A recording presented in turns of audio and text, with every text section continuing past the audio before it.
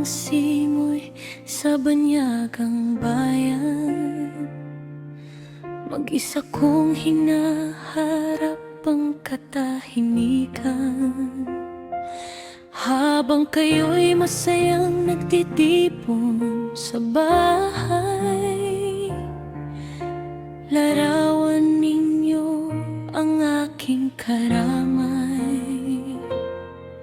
Bawat araw na lumilipas ng malayo, panggalan mo anak ang laman ng puso ko. Kahit pagod ang katawan sa trabaho, pagmamahal ko sa inyo'y hindi magbabago. Naaalala ko ang simpleng Pasko natin, suman sa mesa at minatamis na beans. Walang mamahaling handa o dekorasyon, ngunit sapat ang saya sa ating tahanan noon. Pasko na, anak ko't pamilya, malayo man ako, kayo'y kapiling pa rin sa alaala. Sa bawat padala at bawat sakripisyo, pangarap kong guminhawa ang buhay ninyo. Pasko na, anak, Pasko na pala, may luha mang kasama ang saya. Ang yakap nyo sana ang aking hiling ngayong gabi ng Kapaskuhan natin.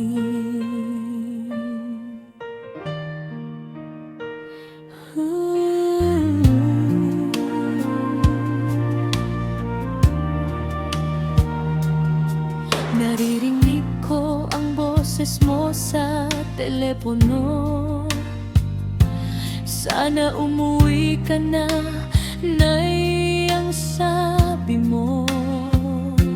Napapangiti ako kahit may luha, dahil miss na rin kita. Sa ilalim ng ilaw ng banyagang syudad, puso ko'y nasa ating munting tahanan agad. At bawat bituing aking natatanaw, parang mensaheng malapit ka nang umuwi araw-araw. Pasko na, anak ko't pamilya, malayo man ako, kayo'y kapiling pa rin sa alaala. Sa bawat padala at bawat sakripisyo, pangarap kong guminhawa ang buhay ninyo. Pasko na, anak, Pasko na pala, may luha mang kasama ang saya. Ang yakap nyo sana ang aking hiling ngayong gabi ng Kapaskuhan natin. Balang araw, pag-uwi ko sa bayan, wala nang luhang pipigil sa ating kasiyahan. Muli tayong magsasalo sa isang hapag, at wala nang distansyang hahadlang.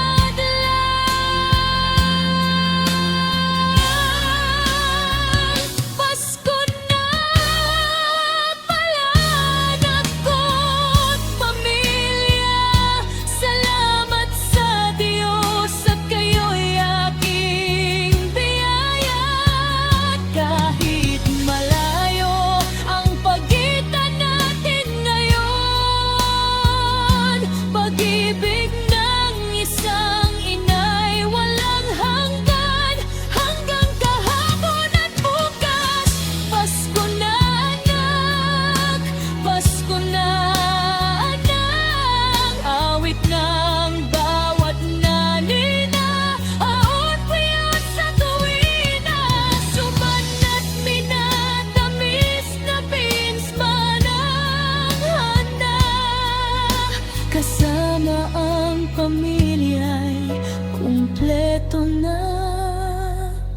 ang saya.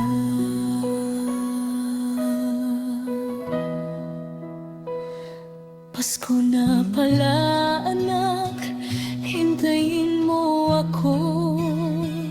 Darating din ang araw ng aking pag-uwi sa inyo.